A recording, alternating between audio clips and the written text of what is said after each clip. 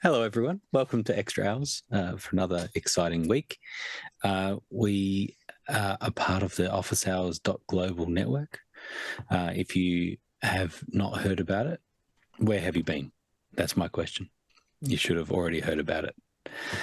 So officehours.global/join is how you can get connected and get some emails about all this stuff. So we tend to answer questions all about media production and kind of the tech world in that sort of thing. And so tonight we have assembled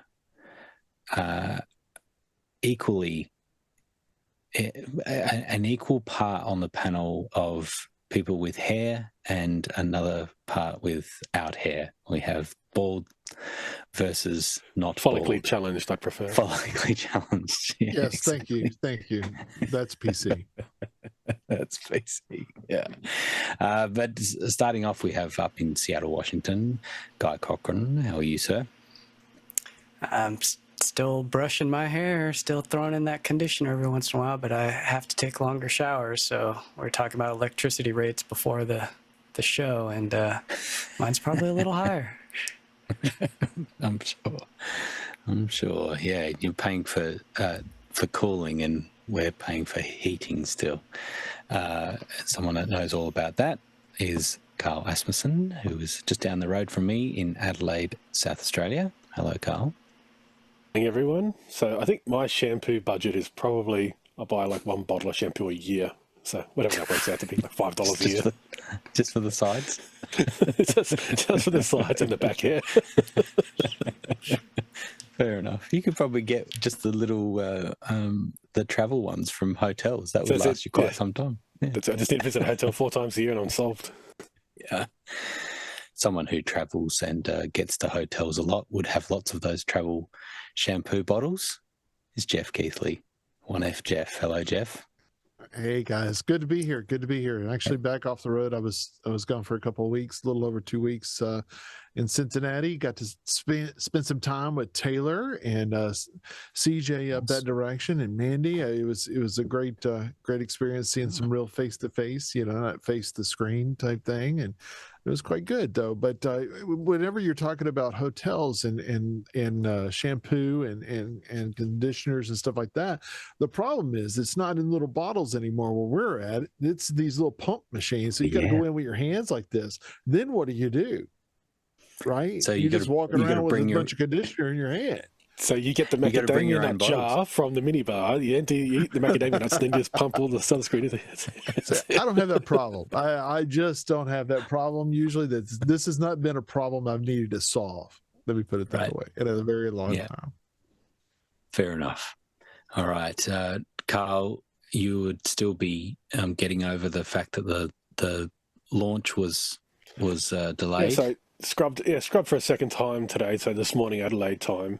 Today was because thunderstorm clouds rolled in. No real thunderstorm, but there's a rule that they can't launch if these clouds are a certain distance from the pad. So that was it. So it was a weather rule but they'll go again probably tomorrow. We won't. We don't know exactly. They haven't said yet they're going tomorrow, but most likely they'll recycle and go again tomorrow. So no problem. Fair enough. I'm glad. It's breaking news here, everyone. We're releasing breaking news on Extra Hours. I want to alert people that are watching us live that if you are familiar with After Hours, which is our Zoom call that goes 24/7, you can jump in there, jump into the breakout room, and you'll see you can watch Vector being switched, the sausage being made, so to speak. So you can see the Vector interface and how this show is being switched together, and you'll see exactly how that works. So you can jump into After Hours and watch along. There was a couple of things that we were talking about. Oh, that was the other thing I just wanted to mention, that please jump in and ask questions if you would like in Makana. I think we've got a couple of people. Hello, Vic. Nice to see you. And Roscoe always has some good questions. So let's get to that first. And then I've got a couple of topics that I'm interested in talking about with this panel too. Guy, what's that first one? Yeah, we got Roscoe Jones in Madison, Indiana asking, what is the ultimate purpose of telling a story? Is it to inform, entertain, provoke thought, or connect with others? Are there specific issues tied to each of these goals? Carl? Well, Roscoe, I think all the things you listed there are true. So it's passing on the deeds of someone who no longer exists. So we call these legends, so these would have been poems about people, whenever they say they're going to write a song about you, that's essentially what that is. So, of course, we had an oral history first. Only for like the last 5,500 years have we started to write stuff down. But before then, we had oral histories where we had storytelling. And we still do this today. And it's actually where poetry comes from. This is how you remember the story, is you put it into a pentameter like poetry, and so it makes it easier to remember. We do the same with songs, of course. So songs are an evolution of poetry. And you're right. So why do you tell stories? For all the reasons you suggested. To communicate ideas, to pass on ideas. Technically, when a university lecturer talks, they're telling a story about whatever topic they are doing. So that's essentially the same thing. When you sit down and listen to someone read Mother Goose, that is someone reading you a story that was written probably 200 years ago. And they may be reading it from a book, they may be reciting it from memory. But essentially what you're doing in Mother Goose, there are lessons, there are morality lessons and ethics lessons that we pass on to younger people and older people. And I think Breaking Bad is a very good example of storytelling in modern age of morality tales, of, these anti-heroes, and that's actually why that show was so popular, because it's not just the good will always win and the evil will always be prevailed. Breaking Bad is a complex story with complex characters, and it transcends many cultures. And the same can be true for comedy as well. Friends and The Office are going to live on far beyond my life, I think. I think those shows were gone, just like, Lucille Ball, the comedy of Lucy will pass, have passed a lot of the people who were involved in, especially Lucy herself, of course. So storytelling's been around for a while. Mythology is a big part of this. So world mythology is probably the biggest driver, and mythologies are all kind of linked. They will have a similar family mythologies. So that's another reason. But if your job is to be part of that storytelling community, there's a lot of people say you need to be faithful to the original story. Not really. So stories change. They merge. We have different versions of the same story. Madame Butterfly is a good example. So Madame Butterfly is an opera, but it was a book before that, and a play before that, and it's had many different versions. So and that story is only like over 100 years old. But you're right that there is many different reasons to tell a story and to convey a story. It depends on the listener too. Does the listener want to hear that story? Essentially, what are they interested in listening to? And some people don't know what they like. No one knows, what new TV show they're going to like before it comes out, before they see it. So that's a whole other thing as well. Nice one. Jeff? I thought it was a really good question. Though a lot of layers, a lot of things stacked in there. Roscoe, inform, entertain, provoke thought, connect with others. I think it depends on the story and how it's being delivered in that aspect of like who's the intended audience. So sometimes it is to entertain. Say for instance, we're sitting around a bar and drinking a beverage, and we're telling stories because we want people to hear our experience or something of that nature. But it's not necessary to inform them. It was more to entertain, I think, at that point. Or maybe it is to inform them that we're right, if we're whatever we're trying to get across. I've definitely had some of those conversations before too.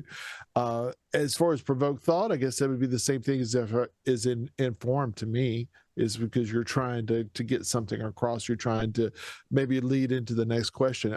One of my probably best friends that I have that is a thought provoker is right there.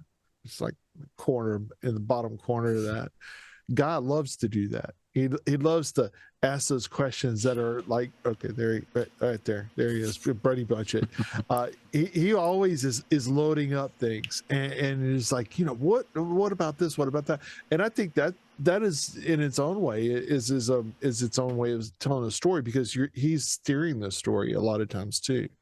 And I know, and a lot of times I'll call him on it. And it was like, okay, so what are you trying to get to? Where are you trying to go? And then it's not so much, we're asking questions, we're telling a story as we're bringing people through that conversation too. So it's kind of like it's a couple of different ways. As far as connected with others, I would see that as a connection. Absolutely, is because people know a little bit more about your history and what your experiences are, and sharing experiences, I think, is just primary to us as humans. It's just part of it. Nobody just wants to just see the person. They want to know what the person's about, right? At least I do. Totally. Yeah, I think that Roscoe, you've kind of hit on something that's really important with behind everything that we do when we're creating, as part of production and creating media and things, is actually what is the purpose.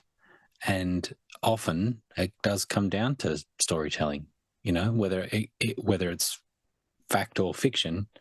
There is something about that, and I do like he's asking about specific issues tied with each of these goals. Absolutely, there is, because you think about entertainment, as we know, with Hollywood, there's movies that work great, and there's movies that don't work so well, and what's behind it is the storytelling, that how well the storytelling is done.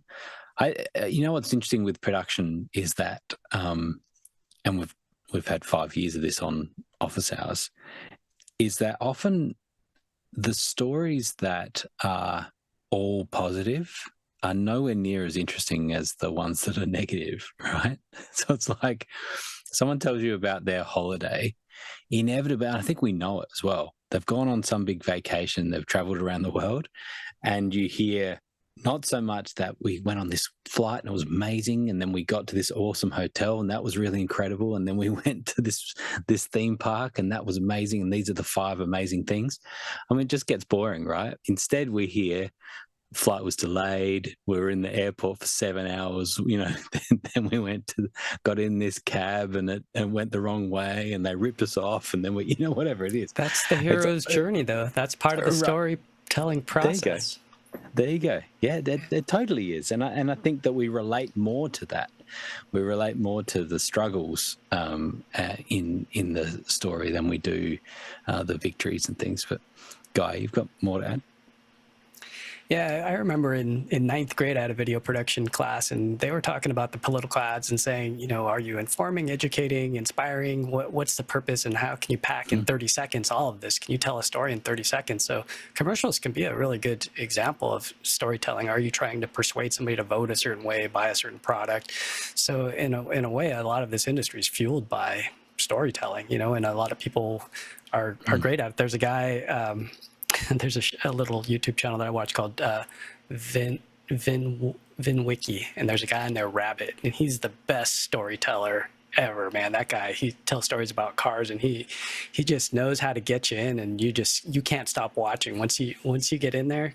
And it's a lot of times that he follows that arc, he gets you hooked, and it's kind of like the news, you got the if it bleeds it leads, it's like he starts you in with, hooks you and grabs you, and you just got to hear the end of it. You're just like, what happened next? What happened next? What happened next? So as far as the question, are there specific issues tied to each of these goals? Yeah, I mean, if somebody's paying you to produce a product, and a lot of us are getting paid to tell a story, at the end of the day, did we fulfill that mission? Did we steer whichever way, or did we leave it with a question for the viewer to judge for themselves? But there's a lot of metaphors too, where it's like, hey, could you imagine yourself in their shoes, as Carl was talking about with Breaking Bad? It's just like, what is the purpose here? If it's pure entertainment, then yeah, that can be pretty compelling, because that's what you're going to go talk about at the water cooler at the office the next day is, did you catch this episode, and what would you have done? So. Yep.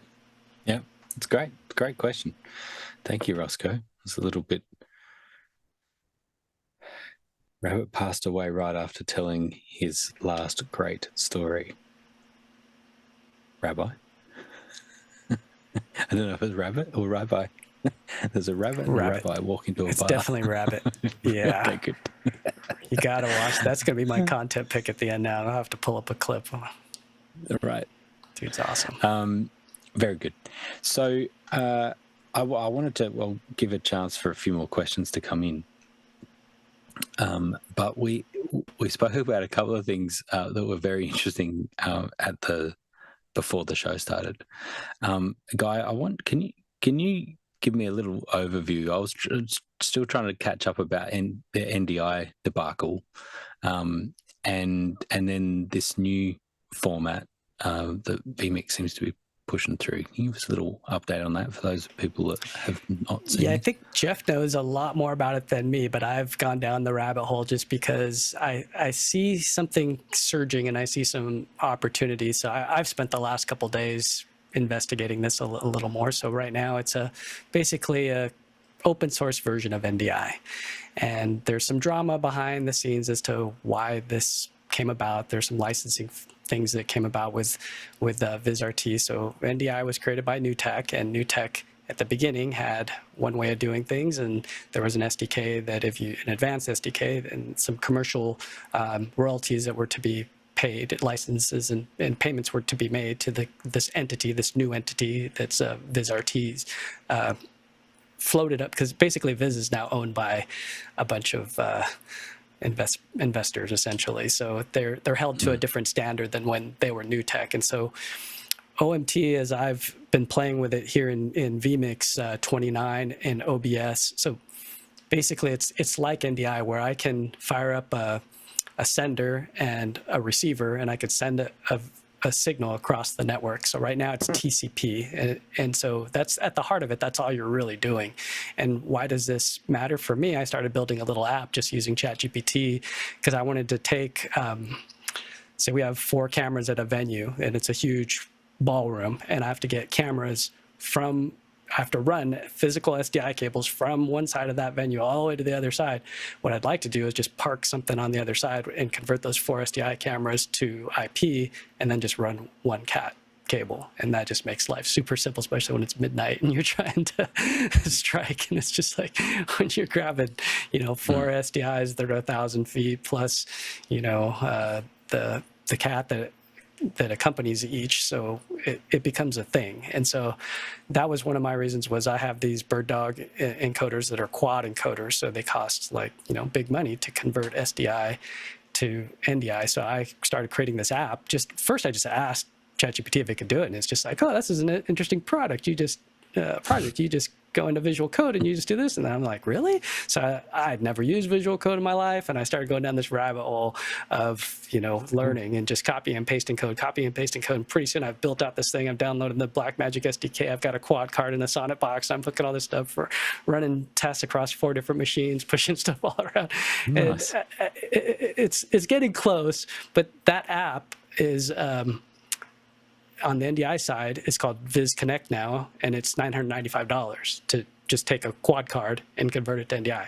So if I could open source, because I don't have to pay a license fee, I could just give this away for free and just be like, hey guys, you want this? You just buy a quad card, pop in your computer, and you could convert 4 SDIs to OMT, and the 4 feeds will pop up on the other side. So if you have the same problem I have, where you're got a venue and you just want to run one cable back, then here's potentially a problem solver. So that's why I went down the rabbit hole. What's the encoding? So what's the codec and stuff? Is it? So it doesn't matter? Or? NDI is speed. No, NDI is Speed HQ, and this one is called VMX, which is inside of FFmpeg. So there was another big tiff in the world when NDI started using some of the FFmpeg open source stuff, and they rolled it in a way that made the community a little upset, and the way that they did it, because they used open source stuff for commercial purposes. And so then Jeff probably can expand more on what that whole deal was. I didn't understand all the dynamics. Well, I'm trying to give you guys the 10,000 foot view. I don't understand all the dynamics of it, because I'm sure there's some politics involved. No, I'll get blasted. It has to do with VLC and FFmpeg. I mean, it's just so many layers of just people getting. I want to say a different word. Something hurt, but it was just so much of that going on, and really with OMT, I think it has a lot of potential in many ways, but in the other ways, it's still got a long ways to go. before it's truly a competitor to NDI. They effectively are doing the exact same process. NDI is not a format, it's just a wrapper that's saying use SpeedHQ as a codec, which SpeedHQ in itself is a version of MPEG 2. I mean, it's just better ways of doing the same thing, so it's better mousetraps. IVGA. I mean, IVGA is the predecessor. The precursor. Yeah, it is. Yeah. I remember using that on the original TriCaster. Yeah, I was like, well, I could take a laptop from the podium and just convert it to IP with this little app. That was the very beginning. Yeah. It did work well. And there was a few different apps that were along the way. And to see, Vmix have been kind of at the forefront of this, from the start. Because I remember playing around with different versions of these IP-based, conversion, screen captures and things like that you could essentially, that was the first thing. IVGA it was just screen capture. It wasn't cameras or anything like that. Initially, it was just about bringing in a screen capture of a computer, and so then you see it develop. It just seems funny to say open source, media transport when that's exactly what NDI was, and it was, that was like everyone was talking about how NDI is an open standard and an open source. Download but it who all, knows? I get the mean, SDK. now with it open source, will there be other projects because the community embraces it and starts going, whoa, I used to have to pay X amount for this tool, and now I can get it for this amount. So like no Omniscope or something like that, where there's like some of these really cool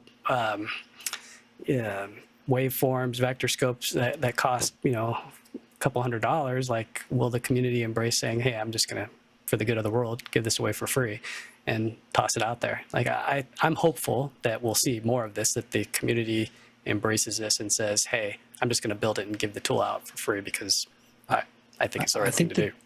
Yeah, I think the challenge with it, like with any open source software, is the reliability. And do you totally trust it? One of the things that one of kind of open source system is Bitfocus Companion. We use, I think everyone uses Companion in some form. But in the back of my mind always, I'm like, what happens if I lose this? If I lose control through Companion, what's my backup process? Because essentially I'm using, particularly now where modules can be updated regularly and independently of the whole companion software, sometimes we're doing really complex functions through Companion that we just couldn't do manually, or it would be very difficult to do it. And so I'm kind of making a statement and then showing that there's an exception, right? And that is that we don't want to be using like Dante. There's that open source Dante equivalent or somewhat equivalent. Isn't there one? There is. So do you mean like Audio Lane or like Ravenna? Or is it just cheaper?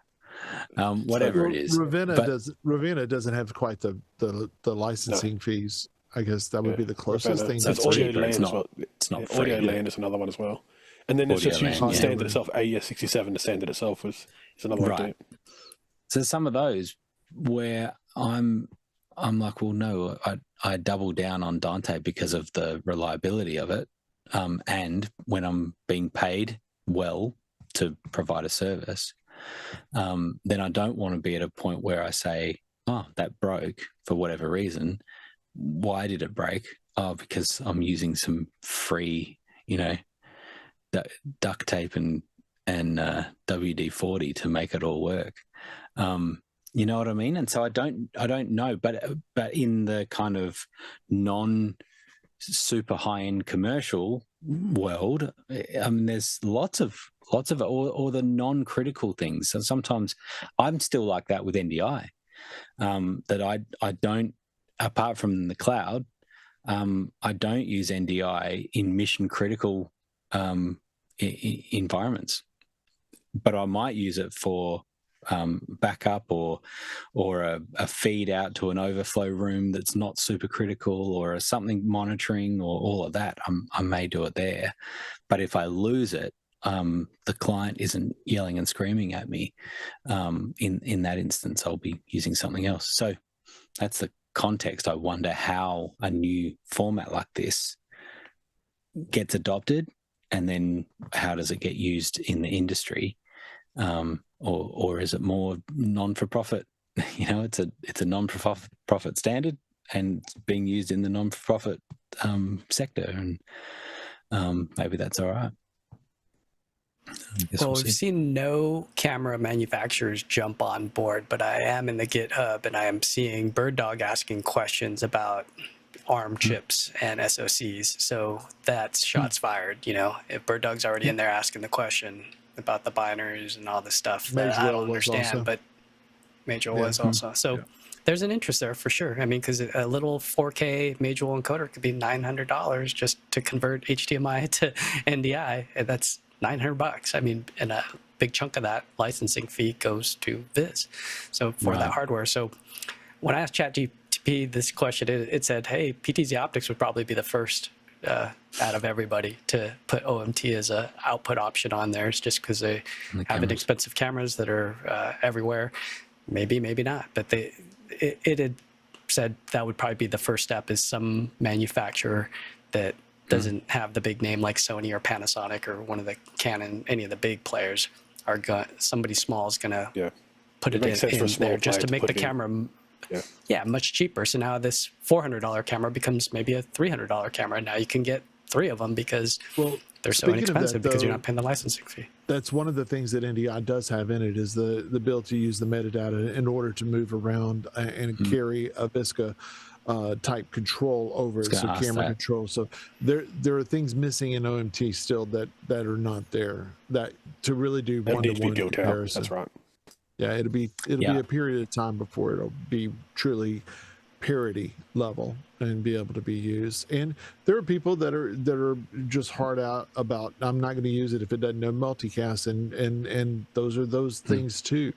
And now, it's just it is going to be a while before it shakes out. But without having converters, hard converters, it's practically useless to me. So it's not worth the time for me to why touch. did Mark Gilbert from Sienna jump on board right away and release all of his apps? So like on the Mac version, I opened it up.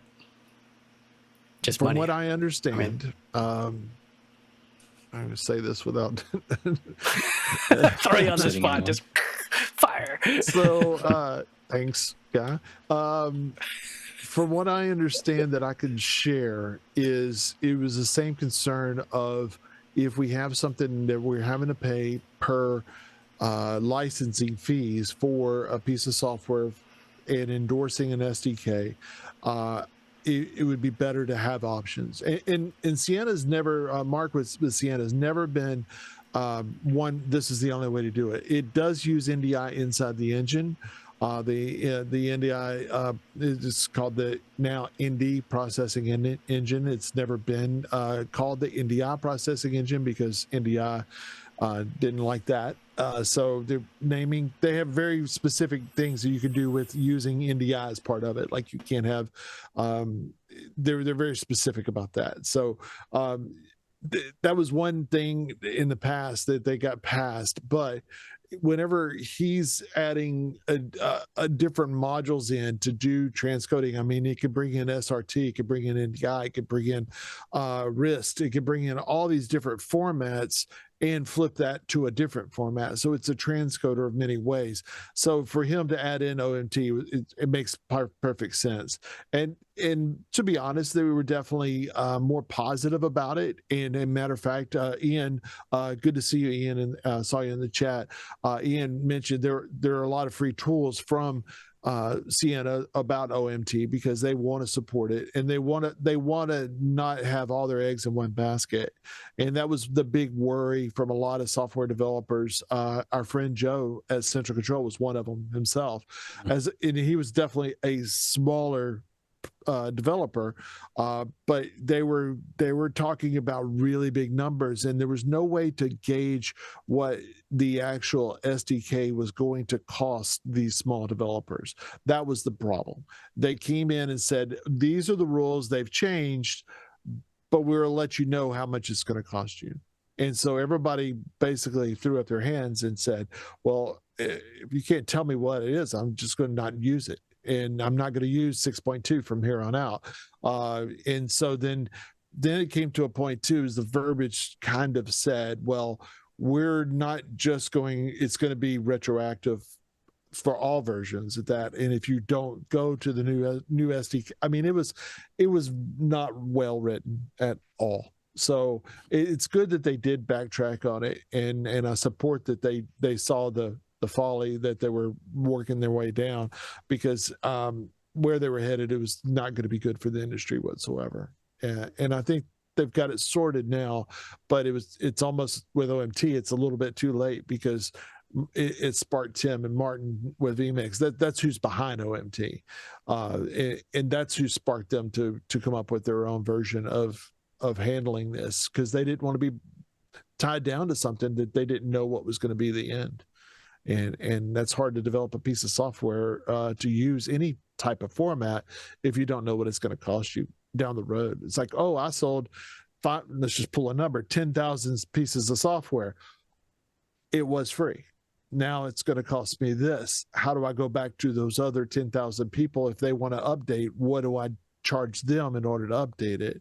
And that's the hard part, is selling that to your end clients. That's the real hard part.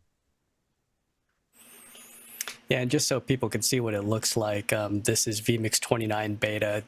Now when you go to add NDI source or add an input, you have NDI OMT desktop capture, and so I have a couple OMT sources here on the network, and there's also 4 outputs as well. So in addition to the ins, you have 4 outs if you have the 4K version of the software. But it's interesting that it's already working. Like, I've been tossing around streams, just going, whoa, like, what can people do with this? I feel like I'm at the dawn of a new era. It's just like, all right, they've made this to where if the right people want to embrace it and do something fun with it, there's no longer, the rules. I think the big thing, what you left out, Guy, the big thing is on the networking requirements. I mean, you're doing this on a unified network, right? Yeah. Oh, come on. that is a unified network, but I do have 4250s on the NDI side. So, okay. Yeah. I have 3. Are you running OMT over it, or are you running OMT? Okay. It's not even plugged in, man. I have 3 of them. There's 2 more blinking right in the room. But that is a good point you make there, Jeff. I know you're making it in a little bit in jest, but network requirements for NDI require transparent PTP, so you do need a Pro AV switch from Unify, or you do need one of the media ones from Netgear. It's not as tight a restriction, of course, as 2110, of course. So that is another place where a new transport stream over local area networks, if they could actually work with even lower and lower standards as far as what's required on your Ethernet switch, that could make it quite interesting. Because yeah, you're right, now NDI does require transparent PTP, which is same as Dante essentially as well. And of course, you're right. So the 4250s, 43 and 4350 switches have profiles for this. Some of the switches, probably about 24 switches now from Unify, have profiles for this as well. They're Pro AV. But I think that is a big thing you're actually saying there. I think you can put newer formats maybe that control will work over lower and lower standards, or the ability to use, like, at the moment, I don't think you can use NDI and AVB on the same switch. I'm pretty sure that's actually, you can't do that. So if you could find a video transport format, which technically AVB is, of course, its own video transport format, but if you could find an open source one that will work natively with a switch that can also support AVB, that also may be a solution that people may look for as well. Yep. I'm interested, Guy, have you played around with it in a cloud environment? No, I've seen Michael Lang and some other folks are talking about it on LinkedIn. There was some people who immediately opened up the test pattern generators and that's really simple to do because a test pattern is just sending, one frame. I went ahead and actually installed the OBS plugin, and it's not that hard. You just basically you download from the GitHub the OBS plugins, you copy them into the folder, and it works on the PC. It doesn't. I did get it working on the Mac on OBS, but you get a new input that's an add OMT input, and then you get a new output that's OMT output, and you click on it. I don't see the drop down right now for a low, medium, and high, but they say that that's in the spec where you can actually choose the data rate that you want going out. So if you do have a really small network, it sounds like it could be similar to how NDI Bridge allows you to with NDI HX to scale the transcoding. So I don't know how much load that's going to put on the processor, or if it's going to make it even less. So I mean, that would be crazy if you could have like an old i5 laptop laying around and you turn that into a little transcoder, like if you have a house of worship for overflow and you just want to kick out 5 monitors across, like, oh wow, we could do that with just this little old computer, so that's where I'm thinking some of this low barrier to entry might work. I just don't think that OMT is that different from NDI enough that it's going to make it that valuable. I still feel like we're at the absolute minimum is where we are right now. It's just a different version. From everything that I've read about it and everything I've been told about it too, both ways, and that's coming from people that are developing on it, that is just pretty much the same thing except single unicast TCP. That's it. But it's the same kind of bandwidth. You still have there's no magic pill involved. It's just a different version, an open source version of NDI. That's all. Yeah. So I don't know necessarily that we're going to see a magic pill. Now there is a magic pill coming eventually, but it's not here yet. So Jeff, you were dissing Guy about using Ubiquity, but Guy, just remind us how much bandwidth have you got coming in today? You better run a speed test. I got a little 10 gig up and down here to the internet. Right. Oh, okay. Yeah. So Jeff, would you rather have 10 gig coming into the house, going through a Ubiquity router, or would you like your fancy routers with just your 1 gig, like 10%? Hands down, I will take my M4250s and 4350s hands down over any of the silver stuff, even if I had a dial-up modem, because I know everything that I'm doing here is going to work if I'm on top of those.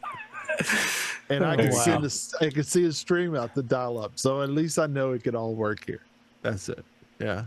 It's just it's so fun. It's so fun to be able to debate about all the like Mac versus PC. We've got Ubiquity versus Netgear. We've got, we just keep adding them on. Well, what I've seen in this community over and over again is a lot of people getting bitten by something, and then it gets fixed, and eventually, better and better things come out. So I have right here I have a 16-port USW Pro Max, and it's got 2.5 gig NICs and 2 10 gig uplinks, and I got another one in the other room, and those have the NDI profile. So now there's a bigger backplane. So they took some of the clues from Netgear, and they've heard, that dropping frames, we got to increase this and that, and so they wrote the profile. So it's work. There's a lot of college campuses and big enterprise solutions out there using these in their environments. I mean, there's no doubt. I mean, if you go on the Facebook Ubiquity forums, there's far more people using Ubiquity than Netgear out there. It's crazy. That's right. And that's why it's only, what Guy said, it's only available on the more modern stuff, so the Macs and all those, because they put a chipset in there which has a PTP transparent in it. That's why they can't activate on older switches, because it doesn't have that chipset for PTP transparent, which is required by some of these processors like NDI. That makes sense. I do like when new features come along. We talked about recently in the Dream Machine that it opened up from what was just 2 WAN to it would allow 2 WANs inputs, and now it's like you can use all the ports that are on that. So it's like 8. You can now have 8, and you can do all bar one. Yeah. So if you have 9 ports, you can use 8 of them, but one of them has to be obviously an Ethernet port. Good point. Well, yeah, you use a SFP to go off to a switch, which is what I'm doing too. So it works well. Anyway, Next question. I think we're still in the OMT space. We've got a question from Roscoe in Madison, Indiana, asking, when would you consider OMT to have achieved its purpose? It is designed, and there's a quote here, it is designed for real-time video transmission between devices and computers on a local network similar to NDI, but with an open code base, and end quote there. Wow. I do wonder about some of the IP, if there's any problems there, and particularly when you reference the NDI in the description, similar to NDI but free. You know, it's like, yeah. And what did you steal from the SDK to make it happen, Carl? So I'll keep it pretty short and simple in this. So it's pretty much, when do you see it's reached its purpose? It's when someone who would like to use NDI but can't afford it chooses to use a new format like OMT, and they get the job done. It doesn't matter how big or small that job is. It may be a very small job, but now rather than running, HDMI extenders or just whatever they were doing beforehand, now they can use this cheap or free or open source standard to do the job. And that may actually push them to go, I need more features, and then go to NDI. So this may be a stepping path to NDI because they want those features and they see the utility of it. But you may have some people who still work in baseband right now. They're still working in HDMI to SDI converters for $35, and they're just running everything that way at the moment. So I do see it's maybe a stepping stone for people to get their toes into, this kind of IP-based switching of video feeds and audio feeds. To maybe then, obviously they may outgrow it. If OMT does not grow fast enough, they may outgrow it and move over to NDI and find that it's worth it. But there are people right now who just can't afford it, or they're not getting any money for doing the job they're doing. They're volunteering their time. So that may be the reason. But I think that as soon as one person uses it who would have liked to have used NDI but they couldn't budget it, then it's filled its purpose. Jeff? I see. I'm going to come back to Carl's comment there, but right off the bat, the thing of devices and computers, to me, it's already failed. It's not made its point yet. It can't compete with NDI because devices, to me, is the most important thing. So having something that I can plug a camera in a device and get that video, audio both back to a switcher, that is the purpose for me. Or device to device, even for that matter, just to do long haul over IP. So for me, they're nowhere close in parity yet. And then the next thing is, like Carl said, is like, well, it doesn't cost you anything to use NDI. So it's free, has been, it's continued to be now. With no, I mean, if OBS has it in it, you're going to have the same capabilities whether you use an NDI or OMT. Why would I choose OMT over NDI? I wouldn't, because I have already experience with NDI. I know the pitfalls. I know where I'm going to go.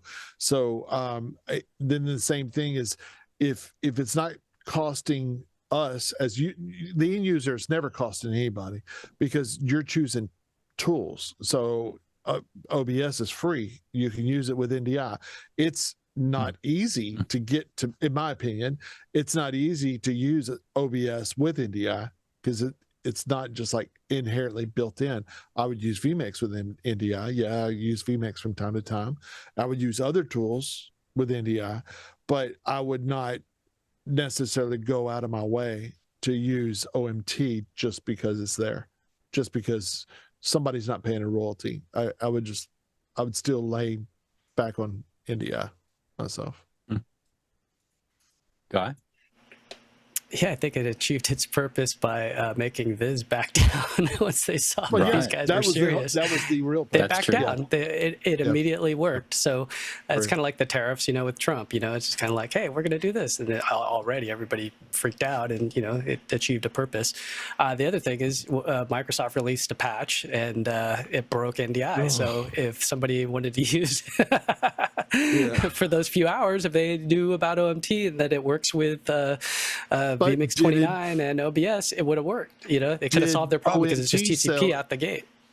But did OMT suffer from the same patch?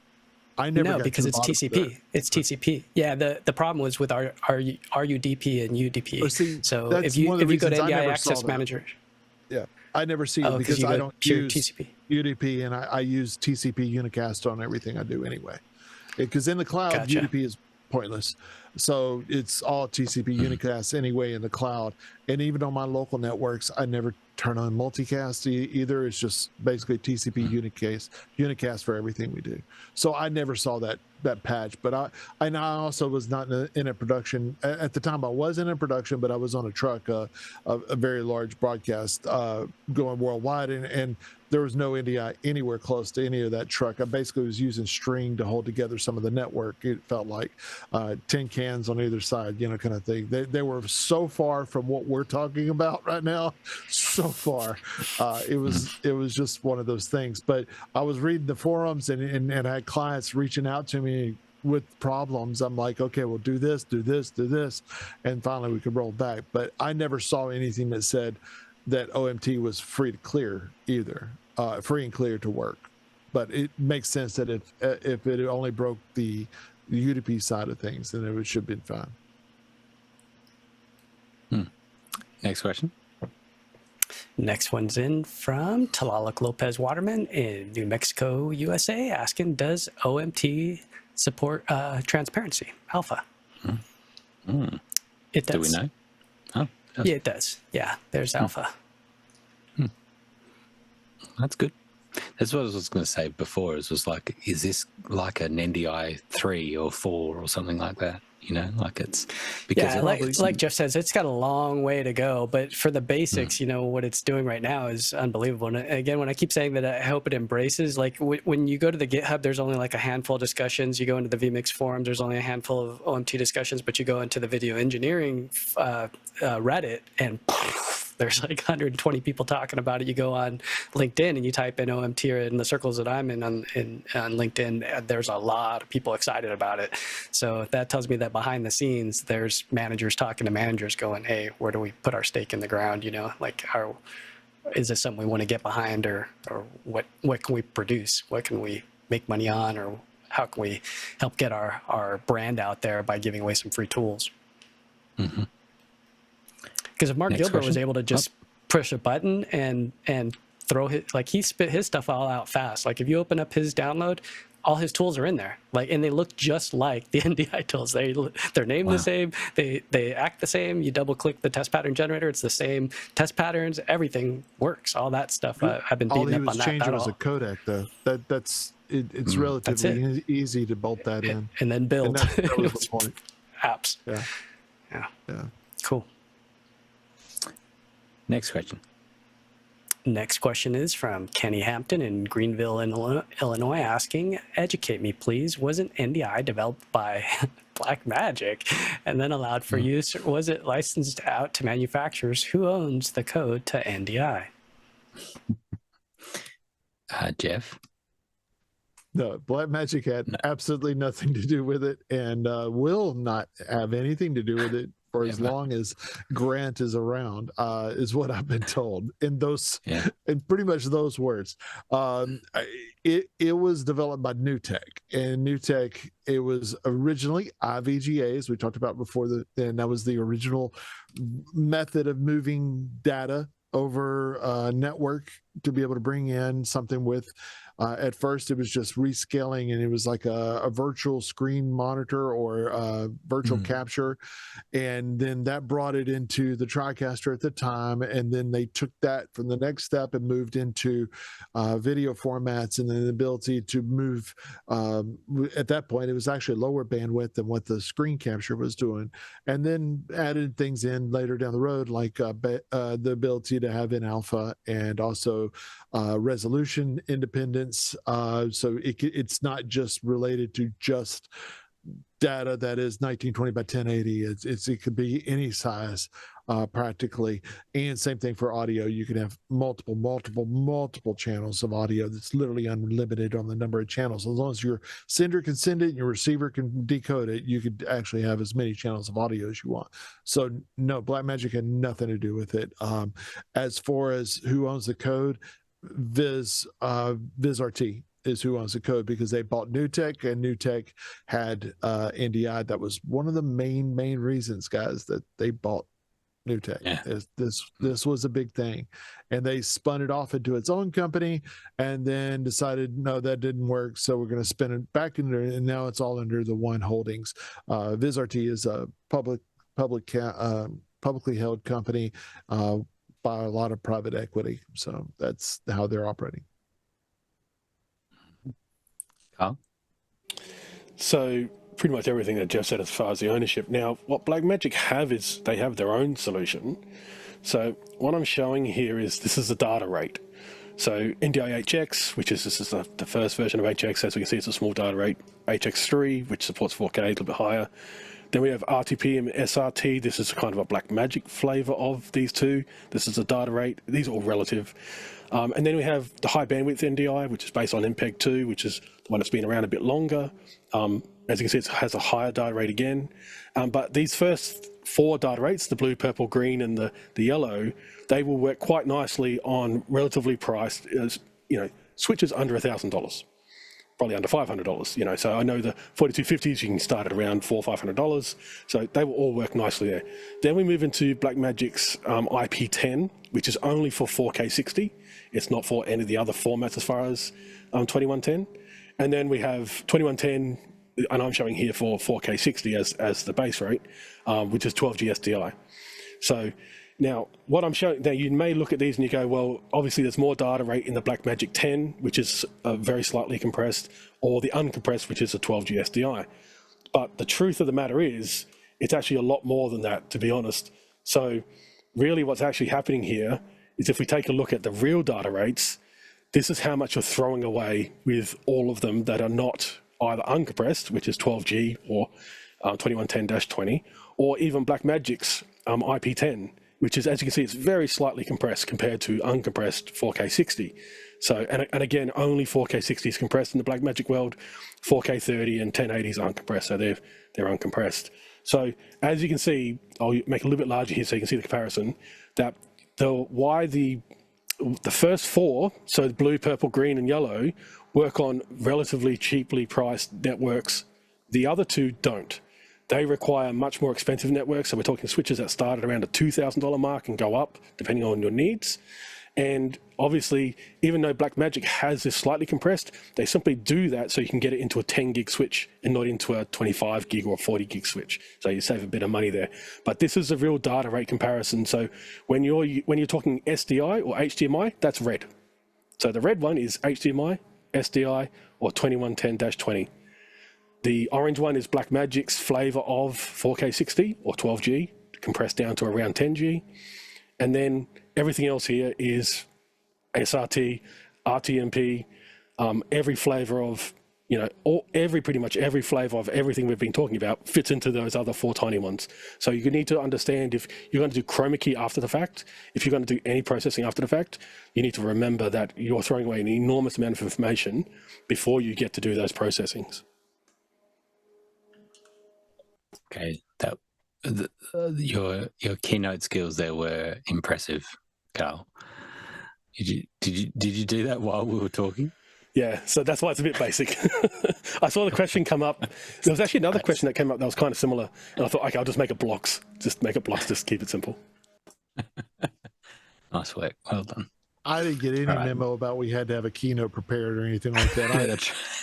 The dog ate my PowerPoint. I don't even have a pen to draw with here, right? I just feel like I'm so unprepared. Next question.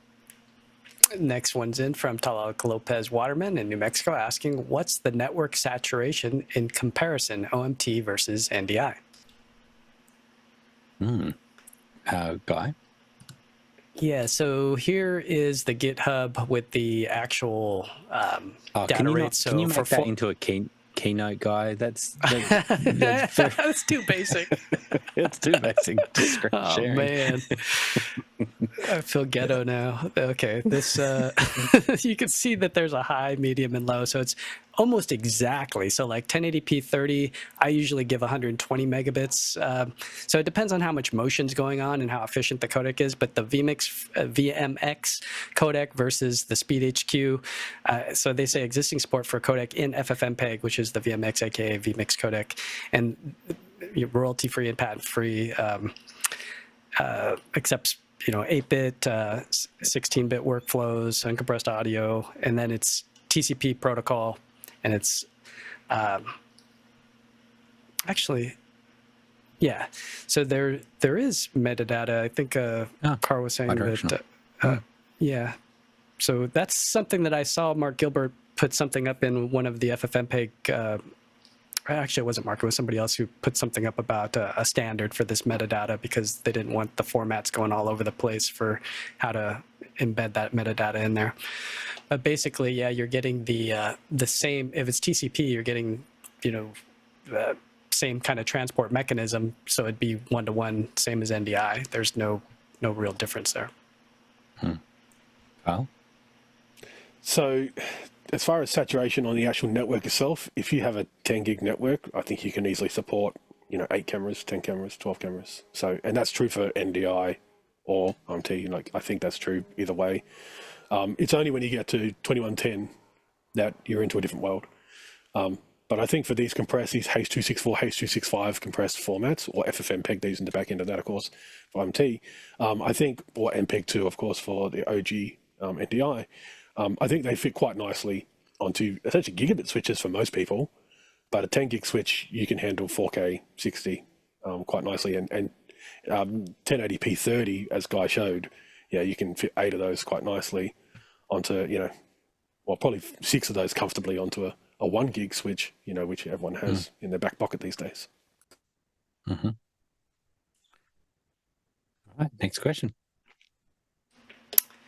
Next one is more of a statement here from Rocket, aka John Nichols in Concord, California. And he says, a quick shout out to Guy for his recommendation to check out Puget Systems for a new Windows workstation. The team there is great. Wow, glad to be able to help. And for a little background on this, he just pinged me in Discord and asked for a PC recommendation. And there's some that I had recommended from Switchblade as well. That's our friends over at US Broadcast. But we've had on office hours the Puget Systems guys, and they show how they actually do all their testing, and it's very impressive. For VR, AR, DaVinci Resolve, Premiere, but then also for Vmix and for some of these high-end stations for throwing around tons of video feeds. These guys can build some monster machines that cost $10,000 or more. Yeah, you could easily exceed 10,000. Yeah, I know a guy who got one that's $17,000 high-end PC for playing with some of this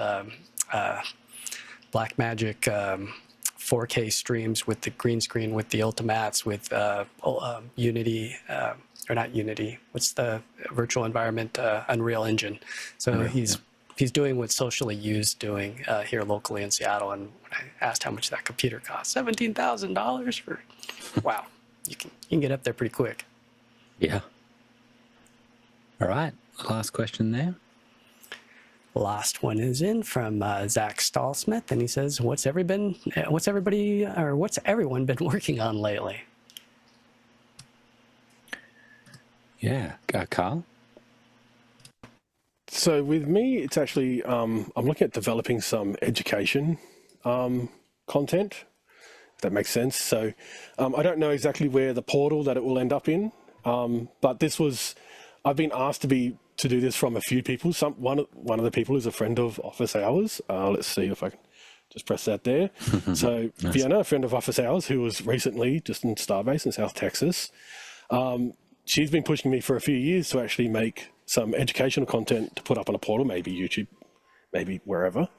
So I've actually been looking at this in my spare time when I'm not editing photographs, is just to collate some of the stuff that I've been interested in over the past few decades, and put it down in writing, put it down in consumable sized format. So I'm starting to look at actually just the beginning process of actually putting down and what it is I may actually put into this educational format stuff that I'm going to be probably developing.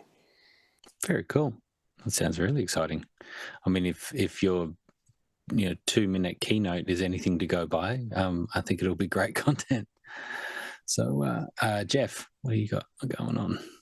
I always get my hands in something here or there. Besides a little travel and some work, I was actually contracted by Mark Roberts, which is one of my robotics suppliers, to go up and support the US Open is now, but the one right before that is the Cincinnati Open. And we did 2 weeks up there helping them run the robotic heads, which was some really nice ones. They're a step up from mine. They're about $45,000 per head, and they had 3 that were on the center court, and they were using just little small 100x box lenses on them at first. So yeah, it was just crazy to see that kind of glass flying around like it was where they're doing ball follow. And so we ended up finding a sweet spot with the directors and what they were envisioning those positions to be, because they cut out part of the LED boards, and so they had a specific space to be able to put them in, and they were just like this. It was as fast as my hand is moving, is as fast as these cameras were flying around, and they were being operated from 5 stories away, 5 stories up, and thousands of feet away over fiber. So it was a fun experience doing that and being at that level of a project again. But that was doing the world feed all the way across to hundreds and hundreds of tankers around the world. So it was fun being part of that project. That was with Gravity Media, was the onboard or on-site OB truck and gear. And it was nice to be back in the tennis world for a little bit. I'm kind of missed it a little bit, but after 14 days, I'm done. I'm ready. I'm ready for something else. I'm ready for racing. I'm ready for something else now.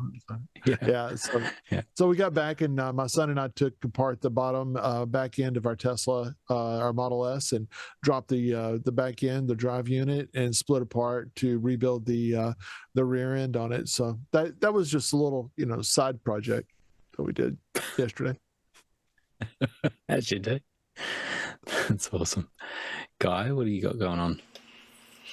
Yeah, I have this little cloud here that I host out of my personal residence here, just because I happen to have a 10 gig. It's the fastest internet connection that you can put in a residence. So I got a couple of little machines here that let people park here. So I'm kind of co-locating in my little cloud. And the benefit is really that there's no egress fees, and you could stick a big old Thunderbolt array here, and you can toss around and store as much as you want, all you can eat.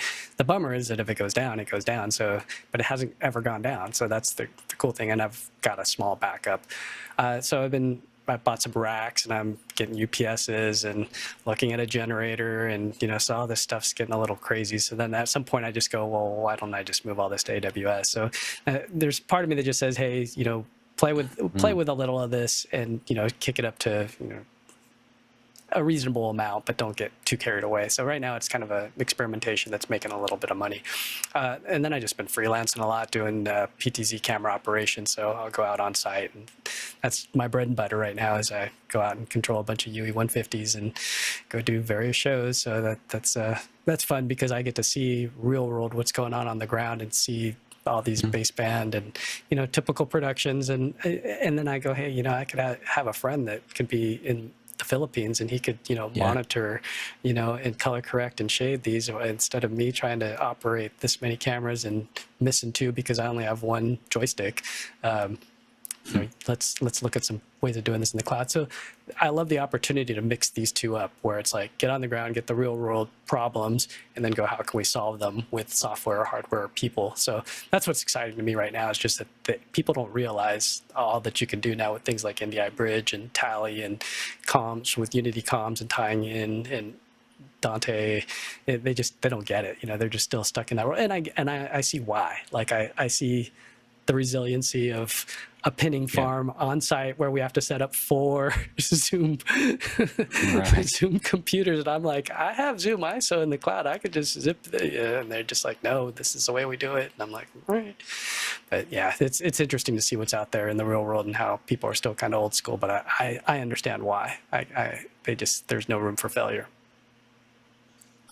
And you don't drive past the old DVE store sometimes and think, oh, wouldn't it be great to be back in with retail? How much, hardware, it's just after seeing what Amazon's done, I mean, more power to them. I had a great run, 18-year run, but man, Amazon's really cooking, and I'm proud of them. Like they built a better mousetrap, and so it's like, shipping stuff from China over to the U.S. and then shipping it around the country and back around the world. Leave it to somebody else. I'd rather develop something in the cloud that's something I could sell over and over again, some kind of SaaS product or service, or some kind of team build where I can push people and resources anywhere. So that's where I'm at. Nice. Yeah, for me, I've still got mostly in-person things happening in Australia, and so we have some large medical conferences that we're looking that we do, and so then it's all of the 5-6 rooms, concurrent rooms, and having all the gear to record and have Zoom presenters come in and all of that type of stuff, as well as Obvio, of course, and with Obvio we're messing around with some cool, we've integrated or playing around with Recall.ai, which is one of those Zoom bot systems, that can send a bot into Zoom, and then it can record and it can pull out the chat and the transcription and stuff like that. So very similar to Zoom OSC, that type of idea, except that it's all cloud based and API based. It's just a developer platform, really, and so you can just send some API calls and suddenly you've got a bot sitting in Zoom and doing some translation stuff. So it's been pretty cool. And Blue's been doing some vibe coding, which has generated some pretty amazing results for doing some it's one of the things I'm surprised Zoom hasn't done, or at least I'm not aware at all of it, is language translation of the chat. So yes, there's some in captions, and you can pay to have that and have captions translated, but not the chat.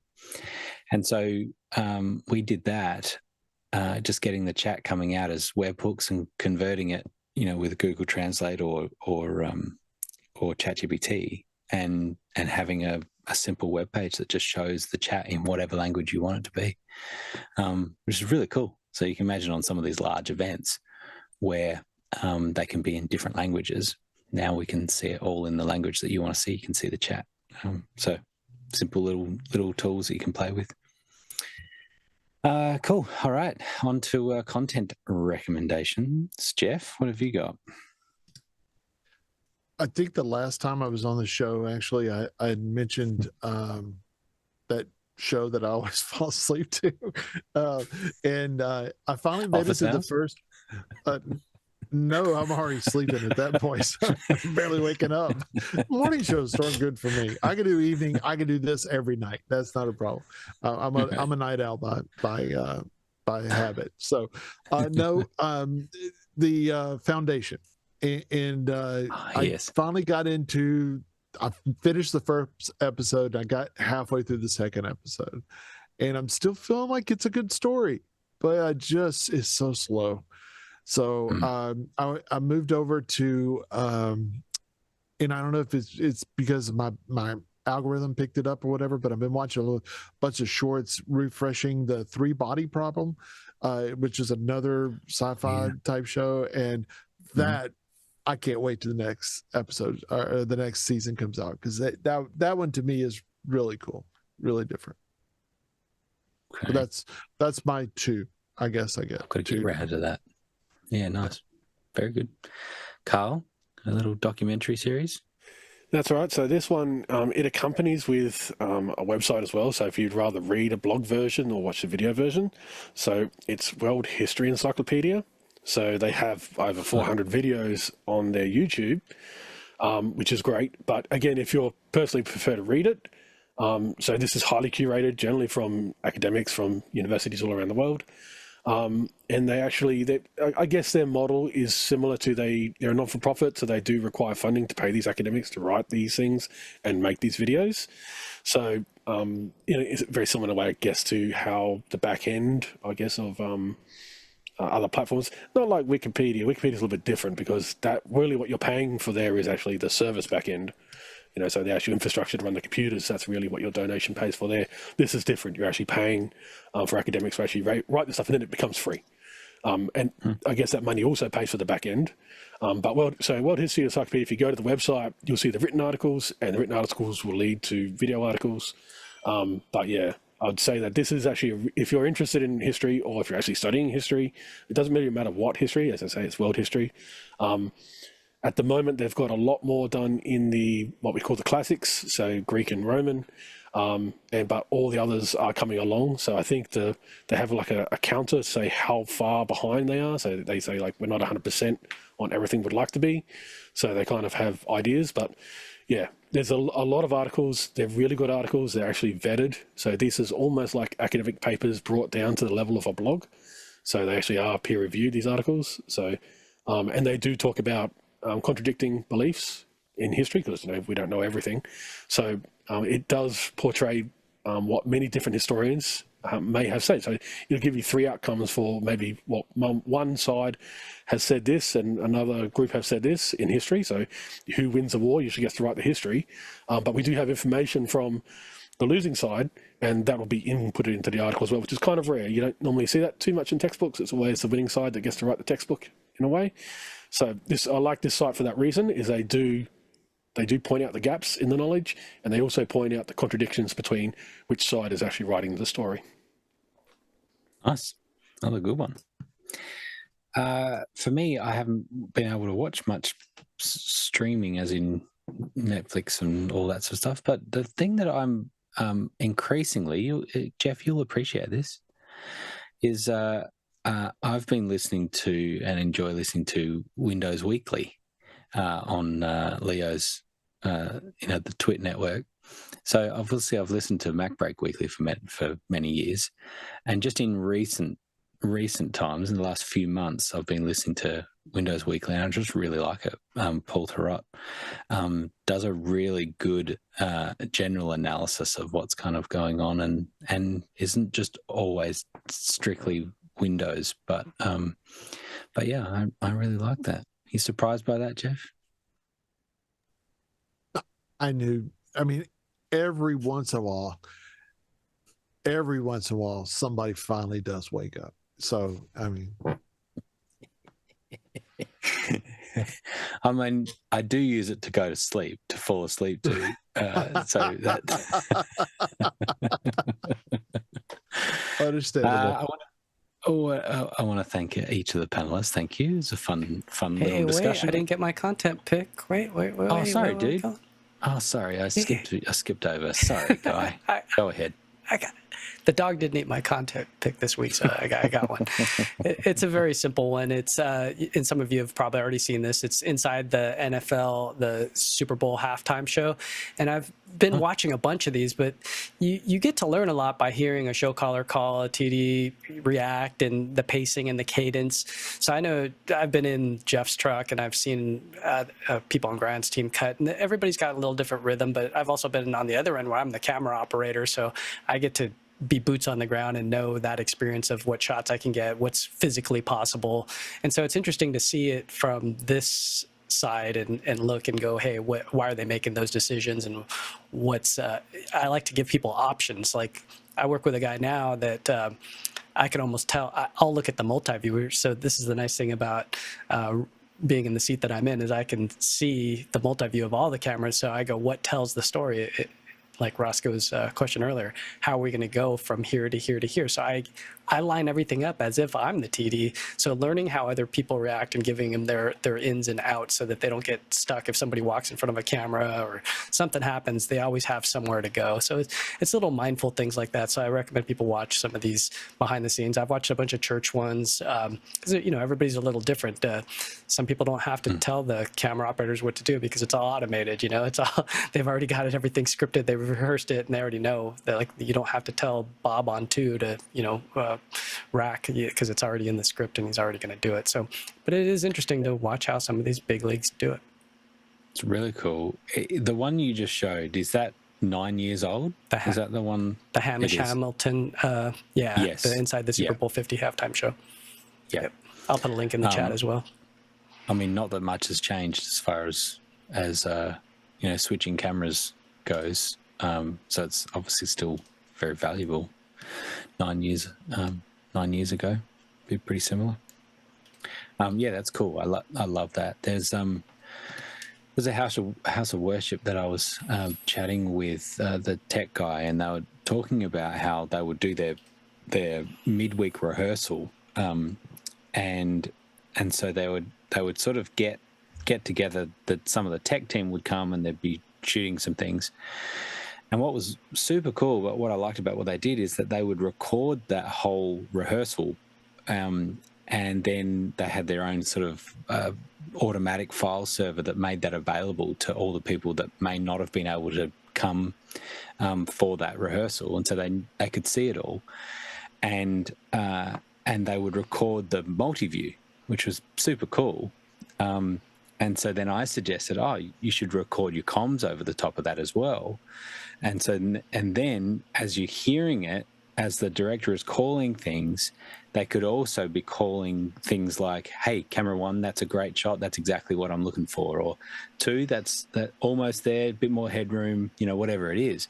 And so when you're training volunteers, they can sit back, watch that multi-view and hear all of that. They start to learn what the director wants. It's there's some cricket. I've done a little bit of camera operating of crowd shots and things like that, off the shoulder, and picking up little reaction shots. And so you learn quickly. If you don't do what the director wants, none of your shots are going to line. And so you might as well learn what they want, and then they're more likely to pick them up. And so having a multi-view recorded with comms is super valuable for training. So encourage that. That reminds me of a saying with one of Jeff's TDs. He goes, "Guy, whatever you're selling me, I ain't buying." He asked me to go get some shots for some B-roll. Whatever you're selling, I ain't buying. And I just remember, oh man, all right, okay, I know he doesn't like that shot now. He just totally, that's a nice way of Louisiana guy. I'm so glad you pulled that that's as the saying he was saying, because I thought you were going to say a couple of the other ones, and right. That is not for Eric. Not safe for work. No. That's awesome. Clean comms. Can't Definitely. That's why I never record mine. It's like, I can't do that. Right. Nope. I can't smell what you're stepping in. Go somewhere else. Yeah, nice. All right, awesome. Thank you, everyone. Thank you to Taylor and Peter, Robert, Zach, and Richard for messing around with Vector in the background and making the show all possible. Thank you very much. And for everyone that was asking some cool questions, people in the chat. Let's do it all again next week. And if you can't wait till then join us every day at 7 a.m. Pacific for the Office Hours show. Thanks, everyone. Bye-bye.